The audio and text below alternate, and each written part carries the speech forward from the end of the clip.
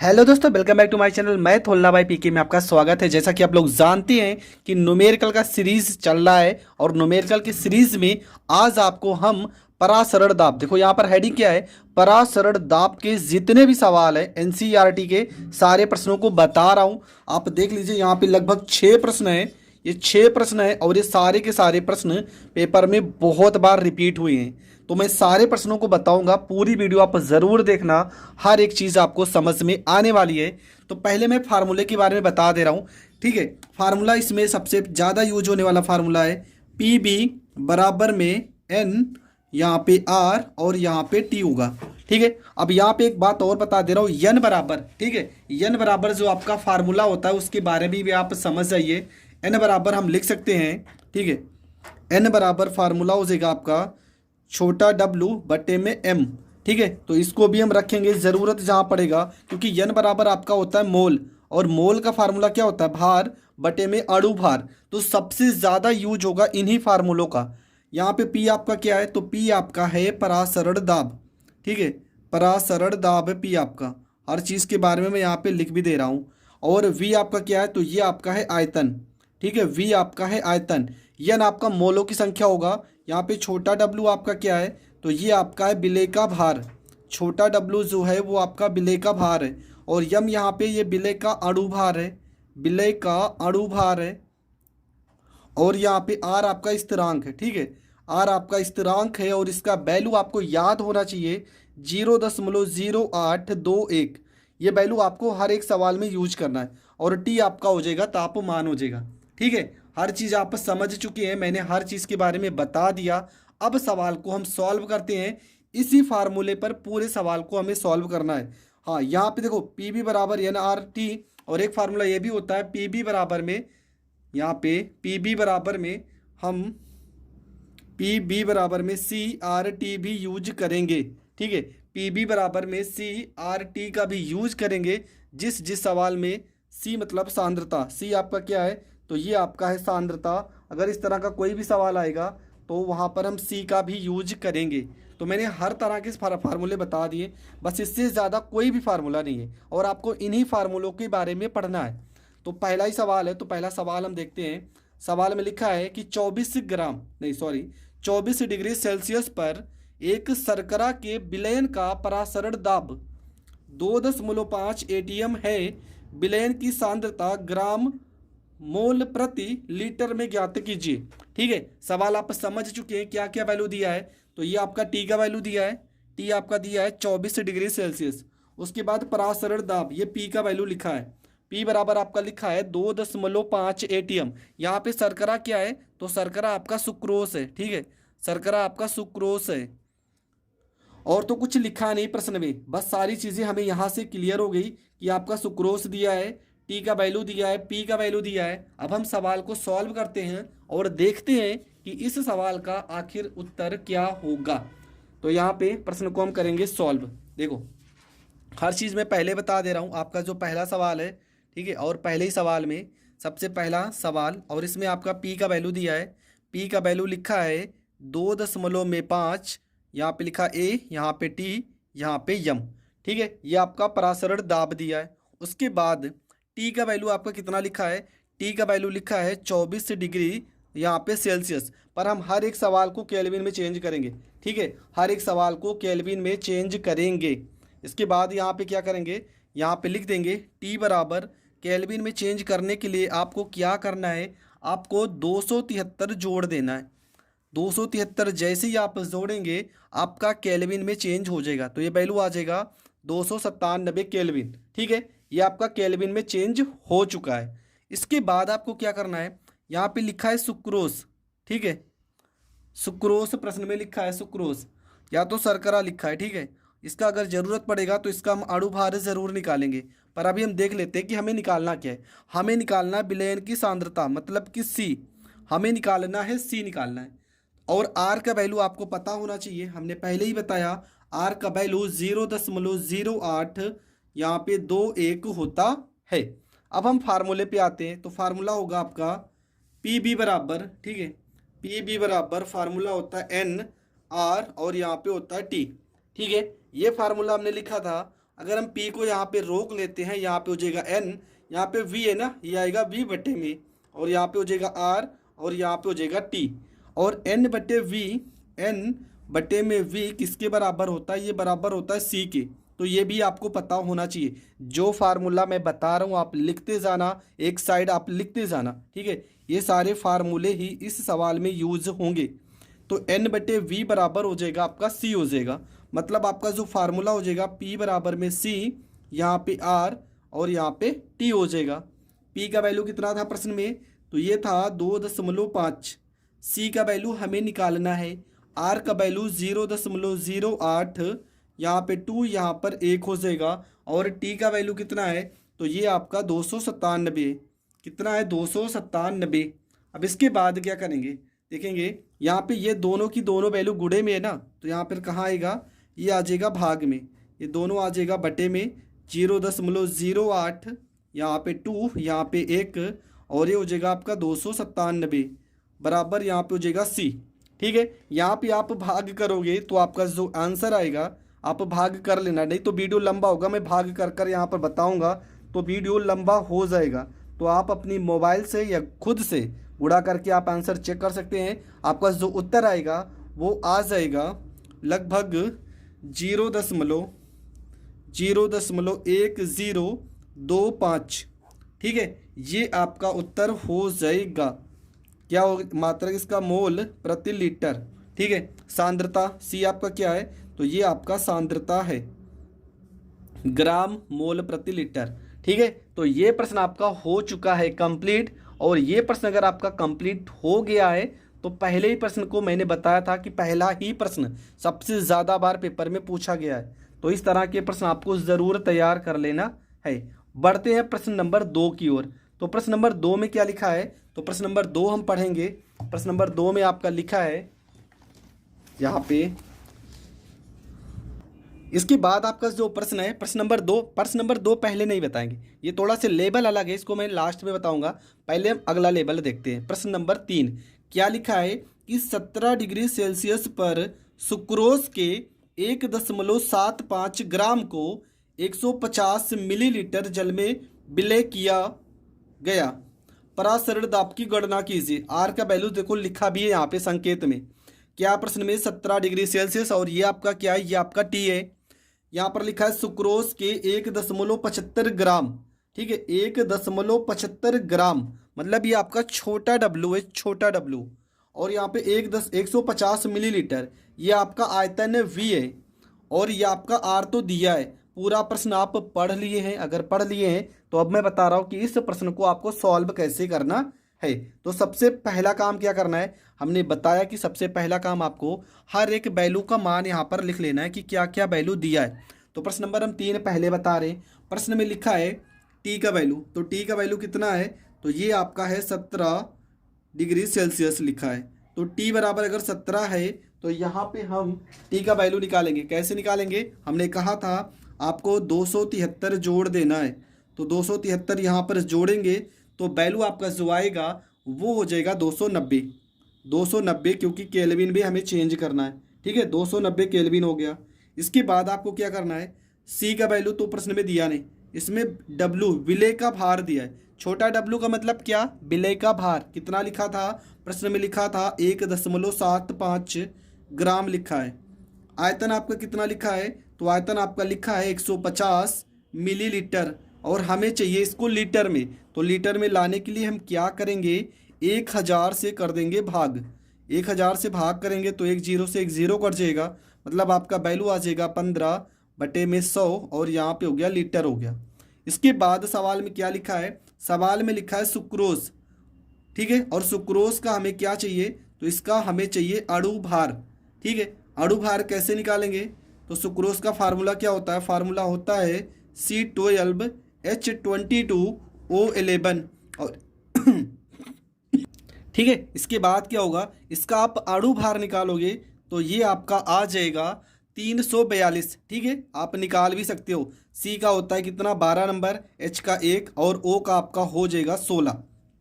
ठीक है, तो ये आ गया 342। इसके बाद क्या ज़रूरत है प्रश्न में? अब तो सारी वैल्यू यहाँ पर क्लियर हो गई। और आर का वैल्यू प्रश्न में लिखा है, कितना लिखा है, 0.082 और यहाँ पे 1। ये आपका आर का वैल्यू है। अब यहाँ पर सबसे पहली चीज़ हम देखेंगे कि फार्मूला कौन सा लगेगा। तो फार्मूला होता है पी बी बराबर में एन, यहाँ पे आर, यहाँ पे टी, ठीक है। और एन का फार्मूला हमने बताया था कि छोटा डब्लू बटे में यम हम यूज करेंगे। तो यहाँ पर हो गया आपका पी हो गया, वी का वैल्यू कितना है 15/100, तो यहाँ पर लिखेंगे 15/100 लिखेंगे, बराबर यहाँ पे यन की जगह पे डब्लू, छोटा डब्लू आपका कितना है 1.75, और बटे में यम का वैल्यू कितना है, तो यम का वैल्यू आ गया 342। आर का वैल्यू है 0.0821 और गुणे में टी का वैल्यू आ गया 290। टी का वैल्यू कितना आ गया, तो टी का वैल्यू आ गया 290। अब इन सारे नंबरों का हम थोड़ा से सॉल्व करते हैं इन नंबरों को। तो क्या होगा, सबसे पहली चीज़ यहाँ पे आपका हो जाएगा P बराबर 1.75 गुणे 0.0821 गुणे में 290, ठीक है। ये देखो 100 इधर भाग में है ना, तो यहाँ पर आ जाएगा गुणे में आ जाएगा 100, बटे में यहाँ पे क्या लिखा 342 लिखा है, तो 342 हो जाएगा। और यहाँ पे 15 गुणे में है, तो यहाँ पर 15 आ जाएगा भाग में। 15 कहाँ पे आ गया, 15 आ गया भाग में। मतलब P बराबर आपका हो जाएगा, इन सबको अगर हम गुणा करते हैं और फिर 342 गुणे 15 से भाग करते हैं। इन सबको पहले आपको गुणा करना है, ठीक है। गुणा करने के बाद इनसे भाग करना है, और भाग अगर आप करोगे तो आपका जो वैल्यू आएगा वो आएगा 0.81। मात्रक क्या हो जाएगा, एटीएम, मतलब वायुमंडलीय, एटमॉस्फेयर। और ये आपका हो जाएगा करेक्ट आंसर। देखो समय कम है, मैं छोटी छोटी चीज़ों को नहीं बता सकता। यहाँ पे मैं अगर गुणा करके बताऊंगा तो आपका टाइम ही लॉस होगा। अगर आप यहाँ तक पेपर में कर कर आते हो तब भी आपको पूरे नंबर दिए जाएंगे। तो अगर आपके पास टाइम कम रहेगा तो आप यहाँ तक ज़रूर सॉल्व कर देना। टाइम नहीं रहेगा तो आप यहाँ पर भी छोड़ के चले आओगे तो आपको नंबर मिलेंगे, क्योंकि आपको पता है कि इस तरह का गुणा अगर हम करेंगे तो बहुत टाइम लगेगा। तो आप यहाँ पे गुणा कर भी सकते हैं। आंसर आपका जो आएगा 0.81 एटीएम आ जाएगा। तो ये आपका दूसरा प्रश्न भी हो गया कंप्लीट। हम देखते हैं अगला प्रश्न। और अगला प्रश्न जो लिखा है, प्रश्न में लिखा है कि 0 डिग्री सेल्सियस पर, क्या लिखा है कि 0 डिग्री सेल्सियस पर ताप पर 0.45, ठीक है, 0.45 ग्राम ग्लूकोज, 0.45 ग्राम ग्लूकोज को 250 मिलीलीटर जल में घोलकर 250 मिलीलीटर जल में घोलकर विलयन बनाया गया। इसका परासरण दाब ज्ञात कीजिए। क्या निकालना है हमें, इसका परासरण दाब ज्ञात करना है। फिर से सवाल समझिए, 0 डिग्री सेल्सियस दिया है, मतलब ये टी का वैल्यू है, ये आपका टी का वैल्यू है। 0.45 ग्राम, ये बी का डब्लू, ये डब्लू का वैल्यू है, विलेय का भार। अगला लिखा है ग्लूकोज, और ग्लूकोज अगर दिया तो आपको इसका अणु भार पता होना चाहिए। तो ग्लूकोज का अणु भार हो जाएगा 180, और आयतन आपका लिखा है 250। घोलकर विलयन बना गया, हमें परासरण दाब निकालना है, ठीक है। तो पूरा प्रश्न आप समझ चुके हैं, और प्रश्न को आपको ज़रूर लिख लेना है। अगर लिख लिए तो प्रश्न को सॉल्व कैसे करेंगे। तो प्रश्न में आपका जो वैल्यू है वो टी का वैल्यू है। टी का वैल्यू कितना लिखा है, ये आपका लिखा है 0 डिग्री सेल्सियस, ये टी का वैल्यू है। और आपको पता है टी के वैल्यू में हमें 273 जोड़ना है। तो 0 में 273 अगर हम जोड़ते हैं तो हमारा जो वैल्यू आएगा 273 केल्विन आ जाएगा, ठीक है। इसके बाद हमें क्या निकालना है, सवाल में छोटा डब्लू मतलब विलेय का भार दिया था, कितना दिया है, तो ये आपका लिखा था 0.45 ग्राम। इसके बाद सवाल में ग्लूकोज है, तो ग्लूकोज का हमें अणु भार पता होना चाहिए, मतलब कि यम बराबर ग्लूकोज का अणु भार हो जाएगा 180। फार्मूला क्या होगा, C6H12O6, और इसका अणु भार निकालेंगे तो 180 आएगा। इसके बाद आर का वैल्यू तो आपको पता ही होना चाहिए, हर बार आपको पता होना चाहिए, 0.08, यहाँ पे 2, यहाँ पे 1 हो जाएगा। इसके बाद आयतन सवाल में कितना लिखा है, तो आयतन लिखा है 250 मिलीलीटर, और मिलीलीटर को हम चेंज करेंगे लीटर में तो हो जाएगा 250 बटे में 1000। इसको हम काट देंगे तो आ जाएगा 1/4 और यहाँ पे हो जाएगा लीटर। ठीक है, तो यहाँ तक हमने हर एक वैल्यू को लिख दिया। अब करना क्या है, अब हमें करना है इसको सॉल्व। तो कैसे सॉल्व करेंगे, सबसे पहला काम आपको क्या करना है, यहाँ पे लगाना है फार्मूला। फार्मूला होता है पी बी बराबर में, यहाँ पे होगा एन, यहाँ पे आर, यहाँ पे टी। हो जाएगा पी बी बराबर एन की जगह पे हम लिखेंगे डब्लू बटे में एम, यहाँ पे आर, यहाँ पे टी। तो देखो बार बार इस फार्मूले का यूज कर रहे हैं और यही फार्मूला सबसे ज़्यादा रिपीट होगा सारे सवालों में। पी का वैल्यू हमें निकालना है, तो यहाँ पे पी लिखेंगे। वी का वैल्यू आपका कितना आ गया 1/4, तो यहाँ पर 1/4 लिखेंगे। डब्लू का वैल्यू 0.45 हो जाएगा। यम का वैल्यू कितना है, तो ये आपका लिखा है, एम का वैल्यू 180 हो जाएगा। आर का वैल्यू हो जाएगा 0.08, यहाँ पे 2, यहाँ पे 1 हो जाएगा। और टी का वैल्यू 273 हो जाएगा, 273। यहाँ पे पी को हम रोक लेते हैं और 4 को भेजेंगे इस साइड में। देखो यहाँ से 45 को अगर हम 180 में काटना चाहें तो 4 बार में कट जाएगा। ठीक है, तो देखो दशमलव को हटा के हम काटते हैं, यहाँ पे हो जाएगा 45 बटे में हो जाएगा 180 हो जाएगा। यहाँ पर 1 2 अंक है ना, अगर 2 अंक का दशमलव हटा रहे हैं तो नीचे आपको पता है 2 0 बढ़ जाएगा। गुणे में ऊपर आपका हो जाएगा 0.0821, गुणे में हो जाएगा 273 और ये 4 इधर भाग में है तो ये भी जाएगा ऊपर।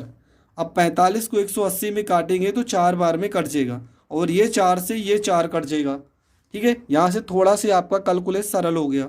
तो P बराबर आपका हो जाएगा 0.0821, गुणे में हो जाएगा 273 बटे में आपका हो जाएगा 100। ठीक है, यहाँ से अगर आप गुणा करते हैं, ठीक है, इन दोनों को गुणा करके अगर आप 100 से भाग करते हैं तो आपका जो वैल्यू आएगा वो आ जाएगा 0.2224 ATM और ये आपका हो जाएगा इस प्रश्न का करेक्ट आंसर। तो ये प्रश्न भी आपको बहुत अच्छे से समझ में आ गया होगा। अगर ये प्रश्न समझ में आ गया तो बढ़ते हैं अगले प्रश्न की ओर। आपका जो अगला प्रश्न है, प्रश्न नंबर है आपका 4। तो प्रश्न में क्या लिखा है, तो प्रश्न आप में लिखा है कि किस ताप पर, क्या पूछा है इसमें, आपका टी पूछा है, टेम्परेचर ही पूछा है। किस ताप पर ग्लूकोज, और ग्लूकोज का अणुभार कितना होगा 180 होगा। ग्लूकोज का 5%, ये आपका डब्लू है, देखो परसेंट में आ गया तो आपको कंफ्यूज नहीं होना है। आपका जो डब्लू मतलब विलेय का भार हो जाएगा वो आपका हो जाएगा 5 ग्राम। और आयतन देखो बट्टे में आयतन भी लिखा है ना, आयतन आपका हो जाएगा 100 मिलीलीटर। जब भी परसेंटेज का सवाल आएगा तो आपको ये याद रहना चाहिए कि जो परसेंट है वो विलेय का भार है और आयतन 100 मिलीलीटर होगा।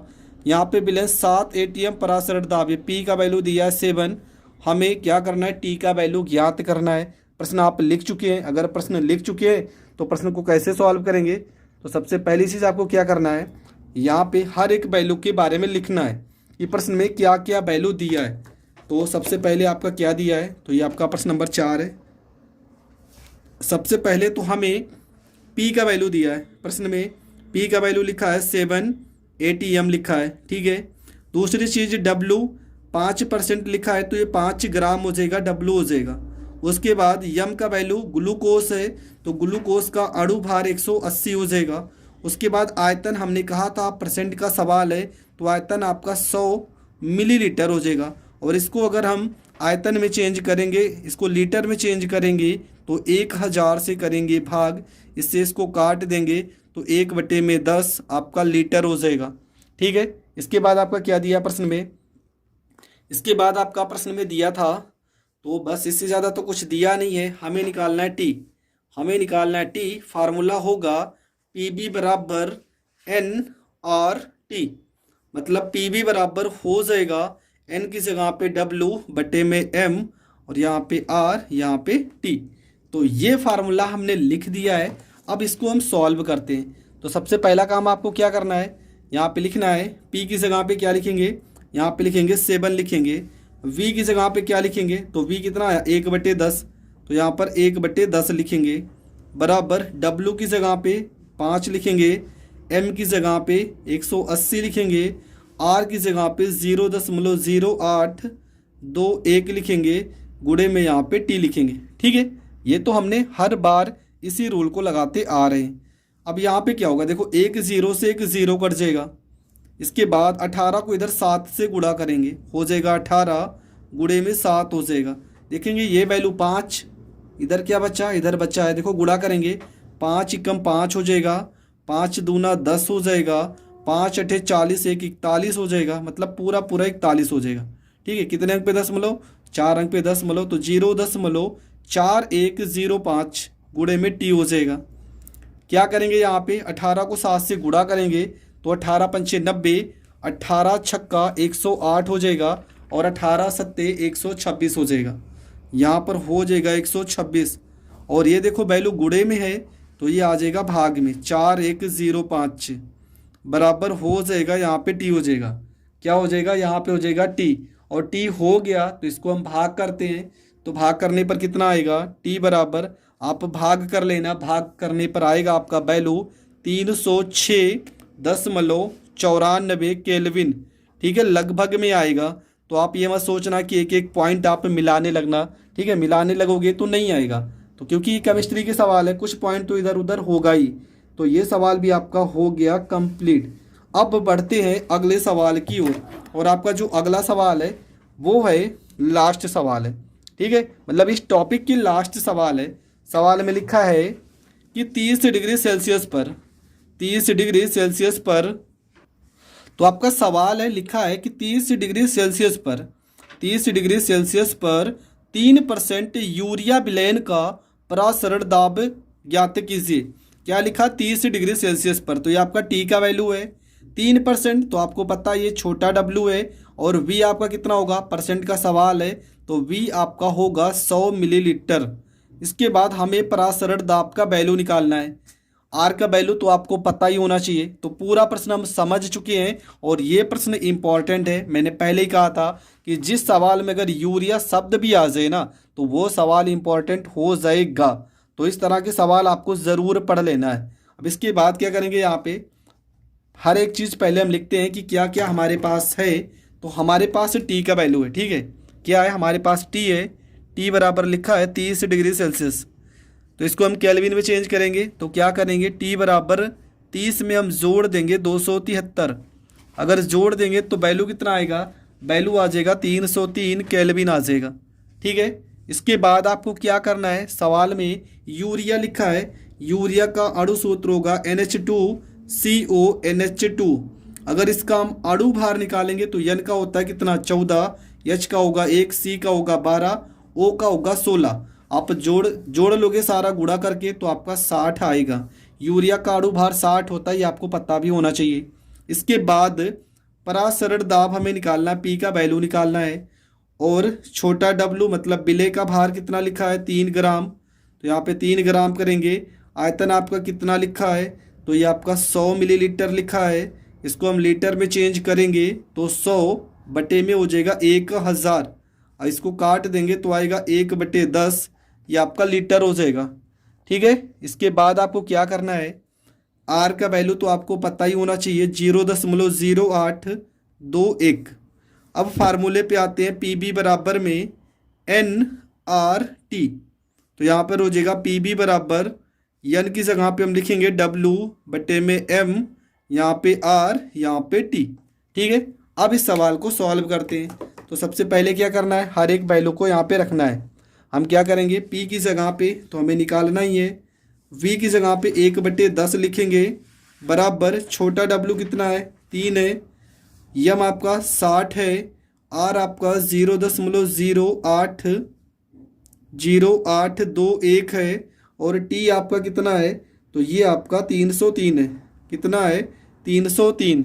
इसके बाद हम क्या करेंगे, यहाँ से एक जीरो से एक ज़ीरो काट देंगे, 3 से 6 को काटोगे 2 बार में कटेगा, मतलब P बराबर आपका हो जाएगा 0.0821 गुणे 303 हो जाएगा, और बटे में आपका हो जाएगा 2।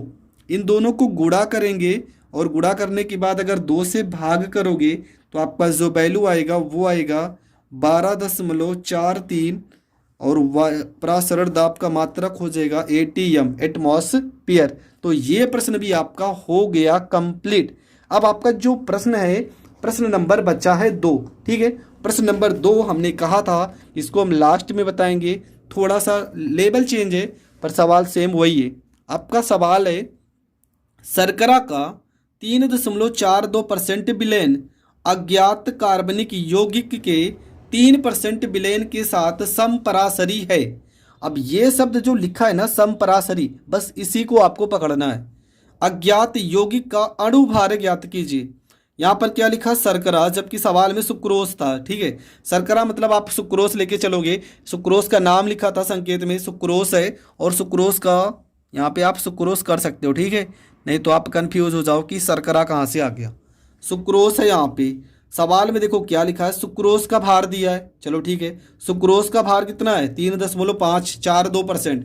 ये W का वैल्यू है, W इसको W1 मान लेते हैं। कितना लिखा है 3.42 लिखा है और हमने कहा था परसेंट का सवाल है, तो आयतन V1 कितना होगा, V1 आपका हो जाएगा 100 मिलीलीटर हो जाएगा।